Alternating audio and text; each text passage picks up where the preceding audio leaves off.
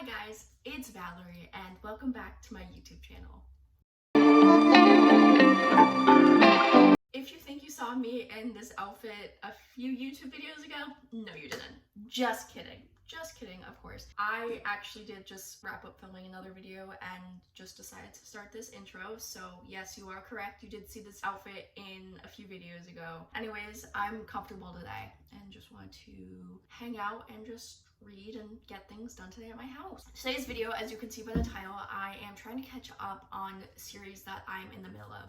Surprisingly, I'm only in the middle of 3 series, which I thought I was in the middle of a lot more of, but I guess not. There are a lot of series that I want to start, and I haven't yet because I thought I was in the middle of other series and I wanted to read those first. So I've been holding back on starting new series. But now that I know that I'm only in the middle of 3 of them and I'm going to make progress in the video, I might start a new series. We'll see about that one though. The 3 books I plan on reading in this video are all one book from each series. I'll be able to progress on all 3 series that I'm in the middle of. The first book I am reading is Things We Hide from the Light, which is by Lucy Score. I did a reading vlog on Things We Never Got Over, and that's posted on my YouTube, so go check that out. I really like that book and have high expectations for this one since I really enjoyed the first book of this trilogy. The second book that I'm gonna read is the Hawthorne Legacy book. It's part of the Inheritance Game series. I did read the Inheritance Games over a year ago at this point, and I've had this book for probably at least 6 to 8 months now, and I've wanted to read it for the longest time, but I'm such a mood reader, so I kind of just read whatever I want to read at that moment, and like in the back of my mind I wanted to read this book, but when I went to go pick another book to read, it was never this book. So I'm excited to get back into this series. For the most part, I do remember what happened in the first book. I know there's 4 brothers and there's this girl and she inherits this money or fortune and she doesn't really know how she got the money. She doesn't really know any of these people, so they're trying to figure everything out related to that. So I am excited to keep going in this series. Also, I would like to say that I think this cover is really pretty. I'm currently feeling it and it's really soft, and I really like the noise it makes with my nails. So I'm excited to get back into the series and keep progressing forward. The third book that I am gonna read to progress on my series that I'm in the middle of is called A Game of Fate. I don't have a physical copy of that. I'm gonna get that on my Kindle. It's part of the Hades and Persephone series. I read the first book a few months ago and really enjoyed it, so I'm really looking forward to reading the second book. So after I filmed my intro, I realized that I had to pick what book I was gonna start reading. It took me a minute or two just to decide because I really am interested in progressing in all 3 books. And so I was excited to read them all. So it took me a minute to figure out which one I wanted to read. And then I came down to my favorite spot to read in my house. I know it's not the best setup. The book I chose to read first for this reading vlog is The Hawthorne Legacy. I figured it would be just an easy and speedy read, and I can try to figure out what happens to all those characters. So I'm gonna start reading. I'm really excited, and I'll update you guys when I read a little bit. Hi guys, so I'm currently in my bed. I am about to start reading The Hawthorne Legacy. Anyways, it's been a few days since I last updated you. I've done a really bad job at this. I'm about 50% through, or a little more than 50%. I'm really liking it so far. I remember I had some theories when I read the last book, and those theories proved to not be true, so I'm discovering a lot more while reading this. I have to say, I really like Max as a character. She is my favorite so far. I love the way she talks and her attitude, and honestly, I'm so jealous of Avery that she gets to own her own NFL team. Like, what? Like, I'm not sure who else is in the football, if any of you are, but I'm really into the NFL, and I think it would be so cool to own your own NFL team. I know it's crazy expensive, and I will never do that, but that is so cool. Also, another note is that I listened to the audiobook, and the voice for Avery is exactly how I thought she would sound. Anyways, I am gonna keep reading now. I have a little bit of time. I'm gonna go to a workout class in a little bit, and I do want to get through this book. So yeah, I wasn't really planning on updating tonight. Literally, I'm in my pajamas, but I'm reading the Hawthorne Legacy, and I am about to cry. I don't know why, but it's just getting super emotional for me. I'm about to spoil it, so if you haven't read this book and you want to skip ahead, I'll put the time stamp on the screen. Anyways, I don't know, the whole thing about the postcards and Zara reading the letter from her father, like, that's really, really, really getting to me. And when I say postcards, I mean when Avery found the postcards from her dad and she thought it was from her mom, but I'm pretty sure they're from her dad, and maybe her mom made it seem like they were actually from her, but they were really from her dad. I don't know why I'm upset. Or not upset, but I don't know why it's making me emotional. But I'm gonna keep reading. I am so invested right now. I have like 100 pages left, which honestly is a lot. And it is kind of late. It's like a little past 9. So I don't know if I'm gonna finish it tonight. I might stay up late and binge read it just because it is getting good. I think things are starting to finally make sense to me. It's confusing, honestly, some of it, because there are so many characters and that kind of makes the plot confusing at times, but I'm trying my hardest to understand things, and yeah. Alright guys, so I have an update for you. I finished the second of the Inheritance games, the Hawthorne Legacy. Just ignore this light. I really don't know what's going on here. Anyways, last time when I updated you guys, I was really getting into it. I was almost in tears. It was so good. It was so emotional. I forced myself to put it down just because I wasn't feeling well. And I woke up this morning really, really, really excited to finish it. And I finished it and I was disappointed, which is honestly really, really upsetting to me. I was disappointed with the ending. I thought last night as I was reading it, I was like, oh my gosh, maybe I should just read the third one right away. I do have it. It's on my bookshelf up there. It's like, okay, let's just get into the next one. And now after reading like the last 30 pages, I just don't want to get into it right away, and I'm just gonna put it on hold for right now. I think why I was disappointed was because the buildup was so great. Like the last, I don't know, 150 to 100 pages was so good. That was when I was almost in tears. That was when I was super emotional, and I was like, oh my gosh, this is so good. And then I read the last 50, and I feel like it fell off. Like, yeah, we did get answers, and yeah, some chapters have been concluded, but I don't know. It just fell flat for me, which is really disappointing. I honestly don't even know what the third book is going to be, just because I feel like we have conclusions and I feel like our main character Avery has figured everything out. So I really don't know what's left. That's the one thing I'm excited about. I'm excited to see what the third book is about. Also, fun fact, I think this series was supposed to be a trilogy, and then Jennifer Lynn Barnes changed it because there are 4 books. I will have to say that I really liked some of the characters. I mentioned that Max was my favorite. I love the way she speaks. I think she's hilarious. I think my favorite is Xander. He's my second favorite character. I love how he literally just butts in whenever they're trying to figure something out, like Avery and the other main characters are trying to figure something out. I love how he just butts in. He's always there at the perfect timing, and I think it's absolutely hilarious. Also, I do ship Xander and Max. I think they are so cute. I hadn't really thought about them being together, but there was a little scene towards the end of the book that kind of made me think, oh my gosh, they're actually really cute together. I don't even need them as a main plot for the third book. I would even just love it if their plot was a sub-romance plot to the story. Also, what the heck is going on with the love triangle between Avery, Jameson, and Grayson? I don't know.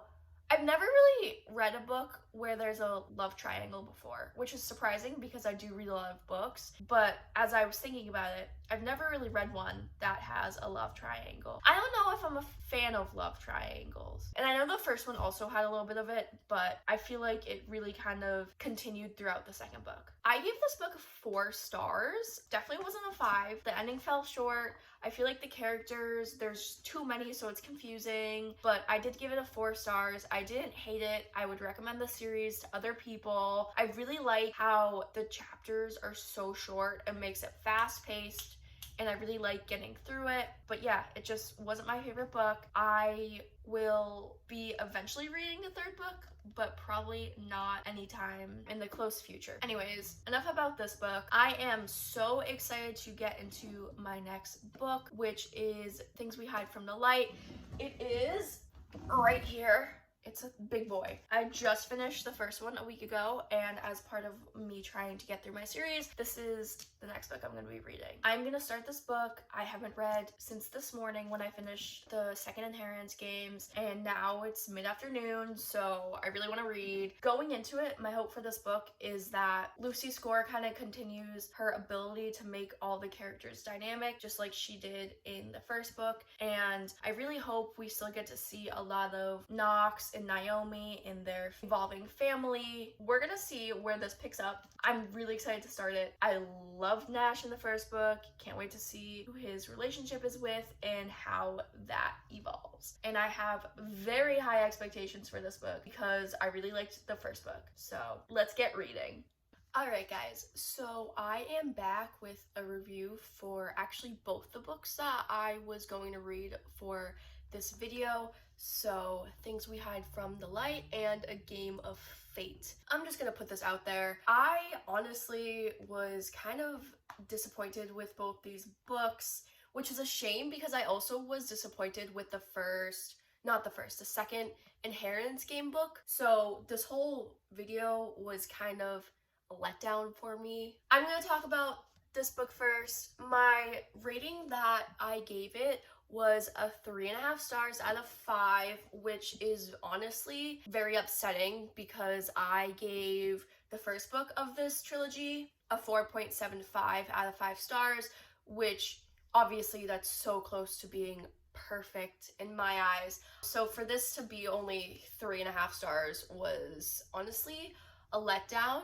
I had high expectations going into this book just because I enjoyed the first one. In my opinion, this book could have been shorter. I know that the first book is long, so it kind of makes sense that this one is also long, but I was reading it and about like 75% of the way through, I was like, okay, this book can be finished. Like, it doesn't need to be this long. I think that some of the plot could be condensed. It was just a very long book, and honestly, it took me a lot to get through it. I know I didn't want to add it to my DNFs because I did have such high hopes for it, and I did really like the first one, so I wasn't going to add it to my DNF pile, but it was honestly just a struggle for me to get through. This book, including the bonus epilogue, has 574 pages, which that's a very thick book. And like, the first book had over 500 pages and I didn't think it was too long. I really liked it, but this one, I did think it was too long. And honestly, because I haven't even started the third one yet, and I know that's really long too, I'm kind of more worried than excited to read that book. I have it behind me, so I'm actually gonna check and see how long it is just for fun.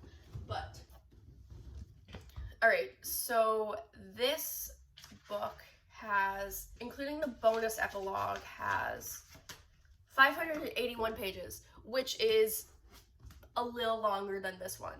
And don't get me wrong, I am so excited for Lucian's story. I think that one is probably going to be my favorite one yet, just because there has been some buildup of him and Sloane's past.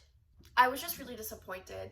I also have to say that I think one of the reasons why I was also disappointed in this book was because the plot, like how the events happened, was so similar to the first book. And yeah, I did really like it for the first book, but I mean, honestly, I don't really need another book exactly like the first one. For the most part, it was a different situation, but how the events unfolded throughout the book was exactly like the first book. And I was like, okay, I can sit through this again, I can read through this, but I'm probably not going to want to read it for the third time through when I read the third book. And of course, knowing me, I know I will finish the book because I do actually want to complete the series and I really don't want to add it to my DNF pile. But I just really, really, really hope that the last book does not follow the same plot structure as the first two books. I think Lena is such a baddie, and honestly, I hate that term, but considering I can't swear on YouTube, that's what I'm gonna go with. I absolutely love her. I think she's amazing. I strive to be like her in the sense where she has all these designer clothes and shoes and things because that would be really fun to have. I'm into fashion and shoes, so I think it would be really fun to have her wardrobe based off what the author was describing it as. Even though I think it was the length that mostly made me give it a 3.5 stars just because it was kind of a struggle for me to get through it. I wasn't really rooting for Lena and Nash like until sort of the end. I don't know. I just didn't really see their connection, and I didn't really get Naomi and Nox's connection in the first book. Like that also happened later on because I was originally rooting for Naomi and Nash, even though I knew that wasn't a thing because I had already read this book and I knew what happened. But the first book, the love story kind of like took a little while for me to get into also.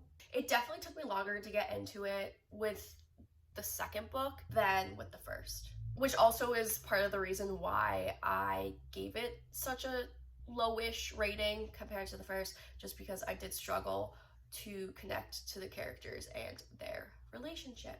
I am looking forward to reading the third book. It definitely won't be probably anytime soon. I definitely want to finish it before the end of the year, and it is almost September, so I will definitely read it, but I'm just not in any rush, which again is so disappointing because I was really into the Hawthorne Legacy and thought when I was about like halfway through it, I was gonna want to read the third one right away because it was getting really good, and then I read the end and it was just disappointing, which I mean it's a little bit different with the Lucy Scorebook because I didn't really think it was like amazing halfway through the book and I couldn't wait to finish it. Like I was just kind of like pushing myself to get through it just because it was so long. But since I had really high hopes for this book, I was really looking forward to reading it, and yeah, it just wasn't what I was expecting.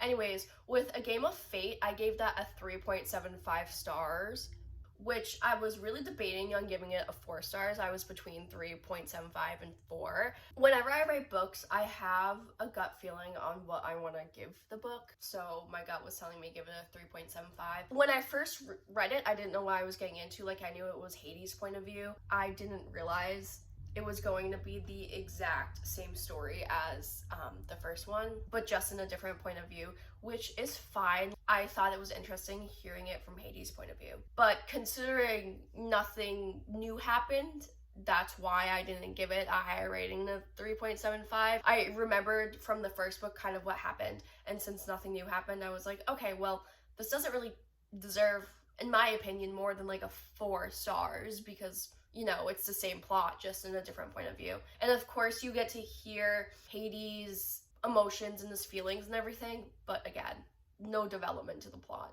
Another reason why I gave it a 3.5 stars and not a 4 was because of the spice level. I'm all for spice, don't get me wrong, like I don't mind reading it, but sometimes it's just too much, or sometimes I just don't enjoy reading it. I just occasionally sometimes decide to skip it, and there was a lot through the book that I had to skip. Even like small mentions throughout, like small sentences, I was like, okay, this is enough. Anyways, I am excited to read the next one in the series just because I know that it will continue on with the plot. Do I think I am going to read Hades' point of view next time? Not sure.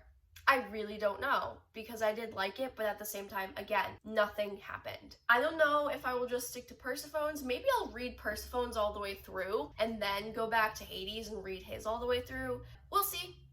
I really don't know. Anyways, that is it for this video. I hope you guys enjoyed, and I will see you in the next one. Bye!